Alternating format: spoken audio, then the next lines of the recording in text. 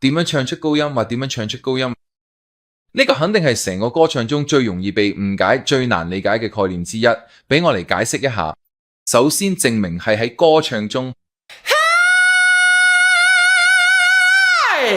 正確嘅，我能唱高音。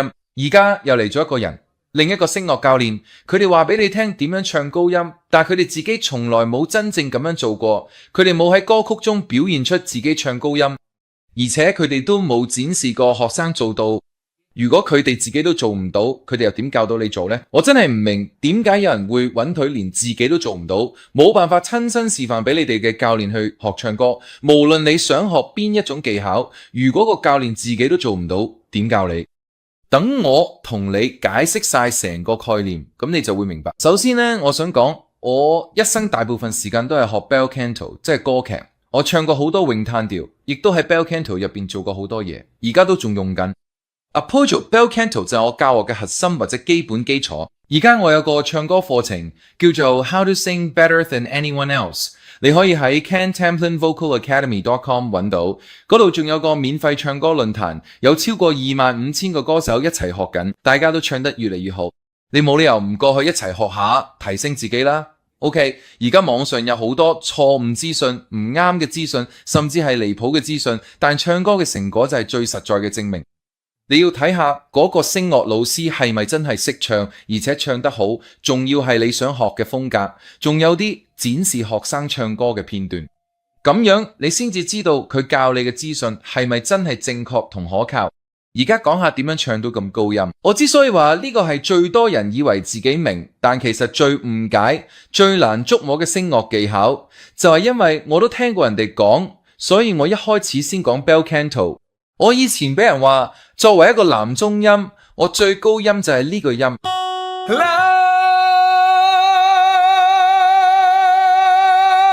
就係呢個音係我最高嘅音，所以我好多年都覺得自己只可以唱到咁高，得呢個音。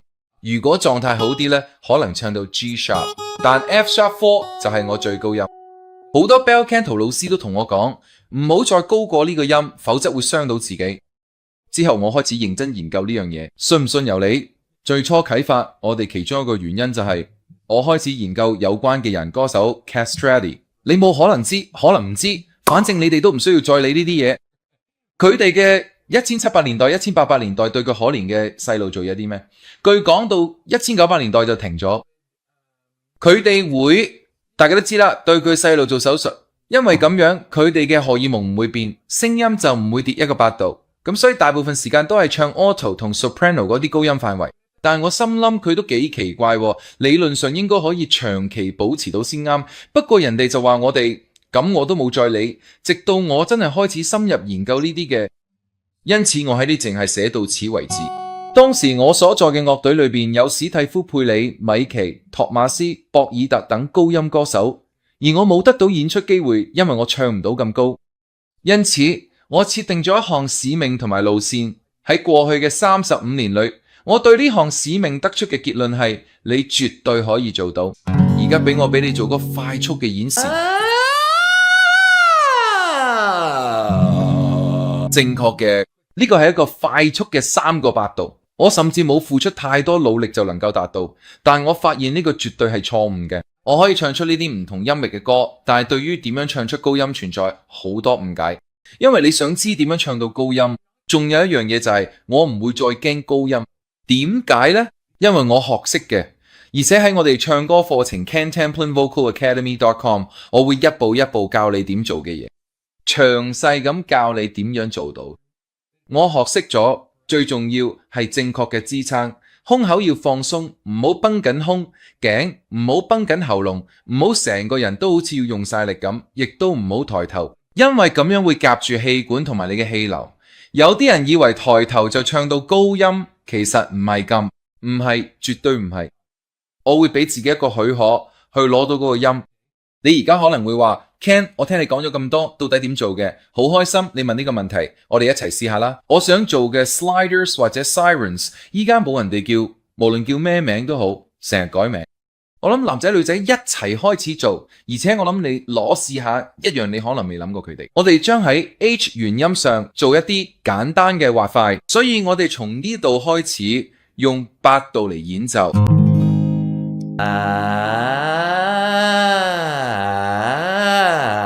我希望你繼續唱假聲，唔好覺得你發聲時唔好拉空腔，只需轉動假聲即可。女士們，請把呢個音調提高8度。所以你同我一齊將呢個音調提高8度，好冇？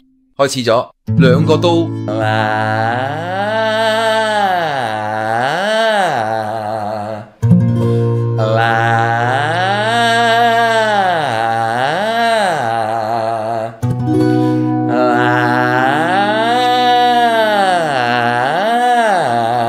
各位男士女士們，你哋嘅通話記錄應該仲喺胸前。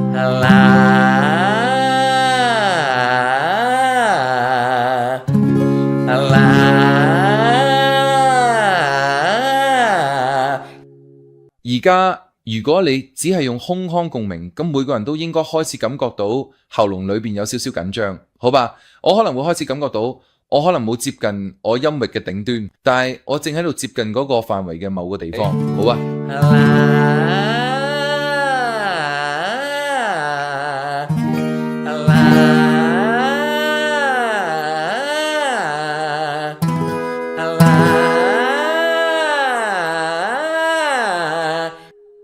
你而家講呢個可能係我音域嘅最高音，我得到更多音符。啱啦，我可以唱到 F sharp 就好似人哋同我講嘅，呢個就係我嘅極限。好啦，依家停一停，全部都停一停，唔好將低音唱得咁重。即使你有斷層，你都可以聽到音區斷開。我諗你試下轉去假音一陣，堅持住。你可能會話 Ken， 其實我唔係想㗎，我想要爆發力同埋有胸腔共鳴嘅聲音。我知我會講到呢個位，堅持係稍等。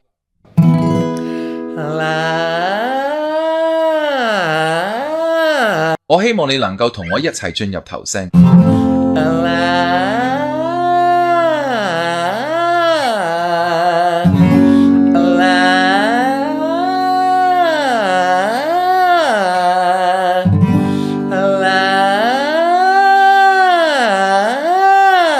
中音薩克斯手，你哋音域最高點，我回覆你哋。女高音同唱8度。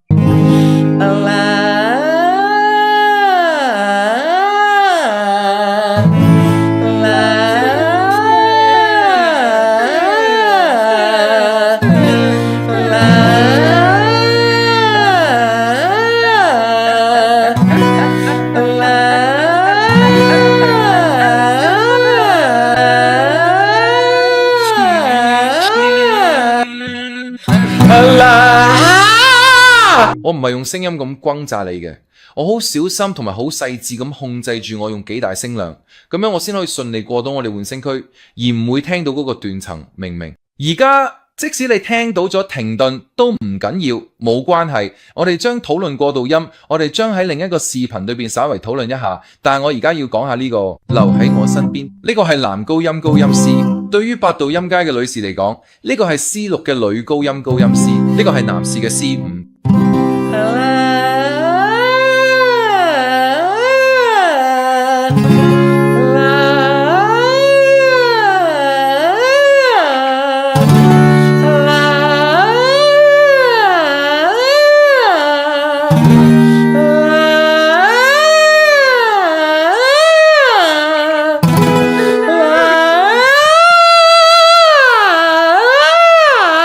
好啦，呢個對於男士嚟講係 E5， 女士就係 E6， 明唔明？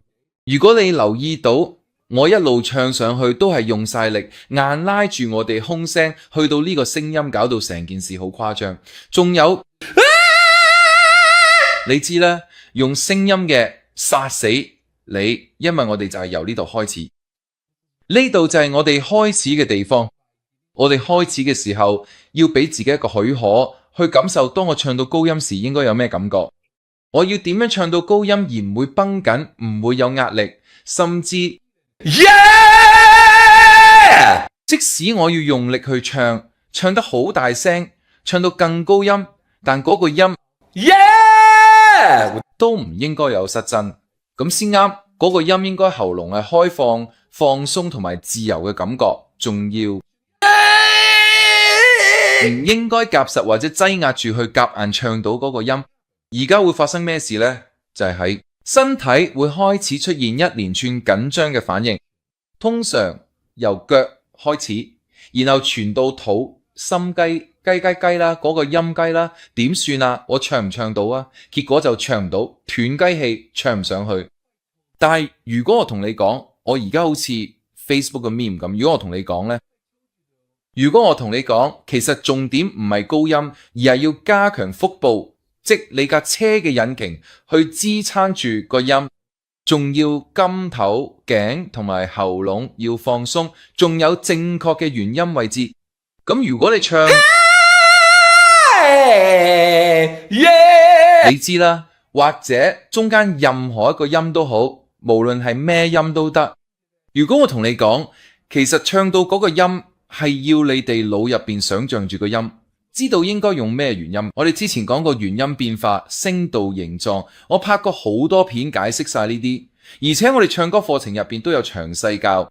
但其實嗰個音係重點係，原來個原音應該係咁樣發聲，喉嚨要有咁嘅空間，然之後你只要俾自己一個許可去唱出嗰個音就得。冇錯，係有個訓練過程，係要慢慢練到嗰個音嘅耐力，係要記住唔好喺低音嗰度唱得太大力，亦都要記住唔好將太多空聲拉個 passaggio 換聲區同埋個聲音。但重點係我哋要點做？首先，我哋要鞏固自己聲音嘅基礎，就係我哋嘅胸聲去建立或者鞏固一個基礎，好似要撐起我哋想搭建嘅牆壁，包括唔同嘅元音、音符等等。當我哋上落音階、落句同埋唱歌嘅時候，但係胸聲嘅建立要首先開始，明唔明？我哋要先練好胸聲，唔使咁快擔心高音住，我哋先打好個基礎，一個堅固嘅基礎，之後我哋先再練頭聲。要練一個大聲、厚實、有力嘅頭聲，去配合翻我哋胸聲嘅音色，咁佢哋就會啱啦。聲音都一樣，去到嗰個時候，剩翻要處理嘅就係 passaggio， 即係聲區轉換位，就係要過到嗰個 passaggio， 咁我哋先可以唱出一條長而有力嘅音。最後一步就係要將嗰個 passaggio 練到順暢同埋堅固，咁我哋就可以唱到唔同比例嘅胸聲同埋頭聲，呢個就係所謂嘅混聲或者叫做 mixing 嗰種聲音。咁我哋可以將胸聲大概少少，然後交俾頭聲。如果想要 R&B 嗰種感覺，可以早啲帶入頭聲。我哋唔係想大聲嗌人，唔需要唱得太大聲，亦都唔想唱得太大聲。呢個我哋嘅原音變化嗰條片都有講過。我哋想將個聲收細啲，唔好唱得太大聲或者過分用力，唔好好似喺度嗌人㗎。我哋想要個聲音靚啲。總之，大家呢個就係點樣唱高音。記住留意住，睇埋我下一條片啦。